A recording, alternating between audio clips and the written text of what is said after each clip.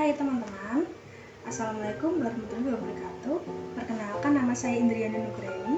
Saya dari program studi Hukum Ekonomi Syariah UIN Raden Mas Said Surakarta dengan NIM 232111317. Di sini saya akan menjelaskan tentang pendekatan studi tasawuf. Sebelum itu, saya hanya akan menjelaskan tentang pengertian tasawuf dan mazhab dari tasawuf. Apa sih tasawuf itu? Jadi, istilah tasawuf tidak dikenal pada masa kehidupan Nabi dan Khulafaur Rasyidin. Istilah itu baru muncul ketika Abu Hashim Al-Kufi meletakkan nama Al-Sufi di belakang namanya pada abad ke-3 Hijriah. Menurut Nicholson, sebagaimana yang dikutip oleh Amin Syukur, sebelum Abu Hashim Al-Kufi telah ada ahli yang mendahulunya dalam zuhud, tawakal, dan dalam mahabbah, namun mereka tidak menggunakan atau mencantumkan kata al-sufi. Jadi, tetap Abu Hashim orang yang pertama memunculkan istilah itu. Secara etimologi, para ahli berbeda pendapat tentang akar kata tasawuf. Setidaknya ada 6 pendapat dalam hal itu. Yang pertama, kata sufah yang berarti emperan masjid Nabawi yang didiami oleh sebagian sahabat Ansor. Hal ini karena amaliyah ahli tasawuf hampir sama dengan apa yang diamalkan oleh para sahabat tersebut, yakni mendekatkan diri kepada Allah SWT dan hidup dalam kesederhanaan. Kemudian yang kedua, kata sof yang berarti barisan. Istilah ini dianggap oleh sebagian ahli sebagai akar kata tasawuf, karena ahli tasawuf ialah seorang atau sekelompok orang yang membersihkan hati sehingga mereka diharapkan berada pada barisan atau sof pertama di sisi Allah SWT. Dan yang ketiga, kata sofa yang berarti bersih.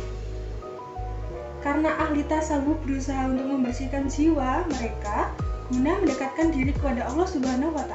Kemudian yang keempat, kata sufana, nama sebuah kayu yang bertahan tumbuh di padang pasir. Hal ini karena ajaran tasawuf mampu bertahan dalam situasi sebagaimana kayu sufana yang tahan hidup di tengah-tengah padang pasir yang tandus. Kemudian yang kelima, kata theosote, bahasa Yunani yang berarti ilmu ketuhanan. Karena tasawuf banyak membahas tentang ketuhanan. Yang keenam, yang terakhir adalah kata suf yang berarti bulu domba, karena para ahli tasawuf pada masa awal memakai pakaian sederhana yang terbuat dari kulit atau bulu domba atau wool. Kemudian ada lagi yang mengartikan apa itu tasawuf. Pengertian tasawuf adalah bagian dari syariat Islam yang memuat suatu metode untuk mencapai kedekatan atau penyatuan antara hamba dan Tuhan, dan juga untuk mencapai kebenaran atau pengetahuan hakiki dan inti rasa agama. Kemudian, tasawuf juga dikategorikan sebagai syariat.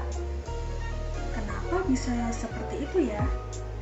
Karena merupakan salah satu dari 3 pilar syariat Islam, yakni Islam atau fikih, iman atau tauhid, dan ihsan atau tasawuf. Mengapa ya tasawuf bisa dikatakan sebagai suatu metode? Jadi, karena tasawuf merupakan suatu cara, baik dengan cara memperbaiki akhlak, mujahadah, kontemplasi, isak dan muhabah, mengikuti semua yang dianjurkan oleh Nabi, penyucian jiwa, tirakat, maupun dengan cara lain sesuai dengan kemampuan dan kecondongan masing-masing. Dan kemudian, penyertaan mencapai kebenaran dan seterusnya merupakan tujuan akhir tasawuf sesuai dengan mazhab-mazhab yang ada di dalamnya. Itu mengapa bisa dikatakan sebagai suatu metode. Kemudian, apa saja sih mazhab-mazhab yang ada di dalam tasawuf? Jadi, secara garis besar, mazhab tasawuf berdisikan kecenderungan dan karakteristiknya dapat dibagi menjadi 3 mazhab, yakni falsafi, salafi, dan tasawuf sunni. Yang pertama adalah tasawuf falsafi. Jadi, apa sih tasawuf falsafi itu?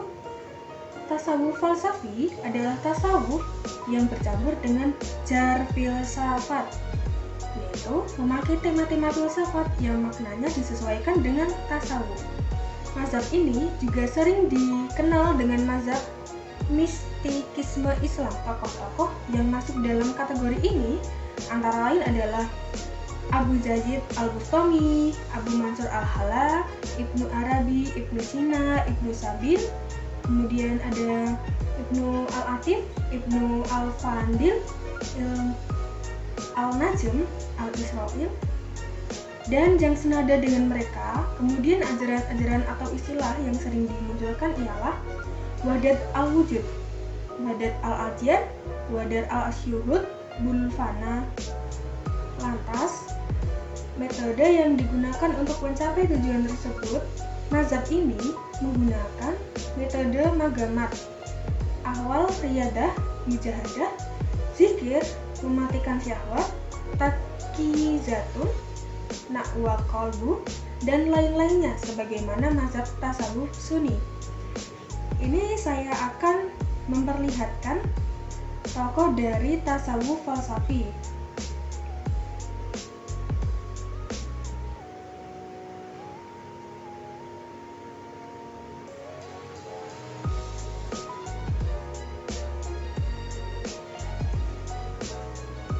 Jadi, ini adalah Ibnu Sina. Yang kedua adalah tasawuf salafi. Tasawuf salafi adalah tasawuf yang selalu melandaskan ajaran-ajarannya dengan Al-Quran dan Al-Sunnah secara ketat.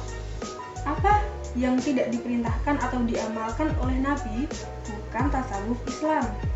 Tasawuf ini berusaha memurnikan tasawuf dari bidah, khurafat, dan tahayul. Tokoh yang termasuk dalam mazhab ini, mayoritas mereka yang dalam fikih mengikuti mazhab Hanbaliyah seperti Ibnu Taimiyah, Ibnu Qayyim al-Jauziyah, Syekh Waliyullah al-Dihlawi, dan Muhammad Abdul. Inti ajaran tasawufnya ialah menghayati ajaran Islam dan melakukan apa yang pernah diajarkan oleh Rasulullah SAW, seperti sholat, sunnah, puasa, dan lain sebagainya. Yang terpenting ada sumber atau nas yang menerangkan hal itu. Saya akan memperlihatkan tokoh dari tasawuf falsafi yaitu Ibnu Taimiyah.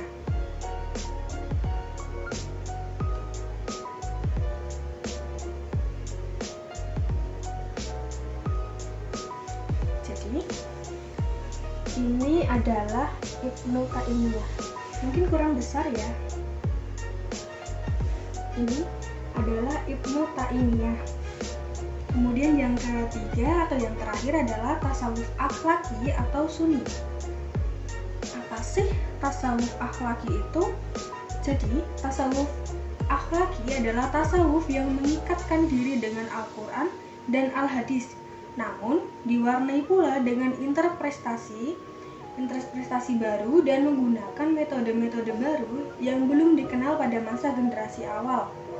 Tujuan akhir dari praktek tasawuf mazhab ini adalah terbentuknya moralitas yang sempurna dan menuai makrifat Allah. Tokoh fenomenal mazhab ini ialah Imam Al-Ghazali. Jadi ini adalah Imam Al-Ghazali ya. Kemudian apa sih yang membedakan antara ketiga tasawuf itu? Yaitu yang pertama, tasawuf falsafi itu pendekatannya hanya melalui dengan bidang filsafat. Kemudian yang kedua itu tasawuf salafi, itu pendekatannya berdasarkan ajaran-ajaran Al-Quran dan Al-Sunnah. Kemudian tasawuf akhlaki atau sunni itu menggunakan pendekatan dengan Al-Quran dan Al-Hadis. Tapi untuk tasawuf akhlaki ini sudah ke tahap modern. Jadi menggunakan metode-metode baru yang belum dikenal pada masa generasi awal. Jadi itu yang membedakan antara ketiga tasawuf tersebut. Jadi itulah tadi pengertian tasawuf dan mazhab-mazhab dalam tasawuf. Untuk itu saya akan menutup penerangan materi yang saya sampaikan tadi. Untuk selebihnya ada kelebihan atau kekurangan, saya mohon maaf yang sebesar-besarnya. Jika teman-teman suka, alhamdulillah. Saya akan tutup. Wassalamualaikum warahmatullahi wabarakatuh. Dadah.